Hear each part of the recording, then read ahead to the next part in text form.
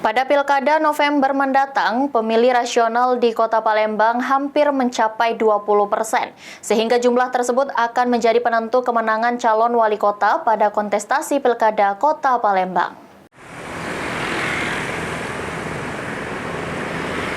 Kontestasi pemilihan kepala daerah Pilkada Kota Palembang dinilai pengamat politik hanya akan diikuti oleh 3 pasang calon kepala daerah, sehingga dengan hal itu, Pilkada Kota Palembang menjadi menarik dengan berbagai pilihan calon kepala daerah Kota Palembang. Menurut pengamat politik Fatur Rahman, pada kontestasi Pilkada Kota Palembang, pemilih suara rasional akan menjadi penentu kemenangan calon wali kota Palembang. Sebagai suara yang masih sering berubah, pemilih rasional akan melihat calon kandidat dalam menawarkan program, ide, dan visi untuk kemajuan Kota Palembang. Lebih lanjut, menurut Fatur Rahman, suara rasional di Kota Palembang hampir mencapai 20%, sehingga dengan angka tersebut akan menjadi tantangan bagi calon kepala daerah Kota Palembang untuk menaklukkan suara rasional untuk memenangkan Pilkada Kota Palembang.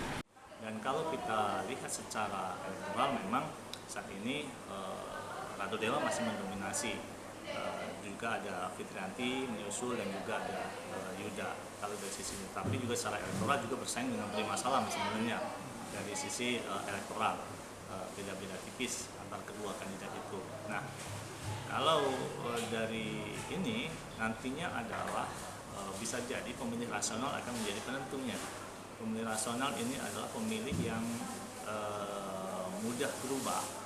Dia akan melihat seperti apakah kandidat ini dalam menawarkan program, menawarkan ide, menawarkan visi untuk pembangunan Kota Palembang.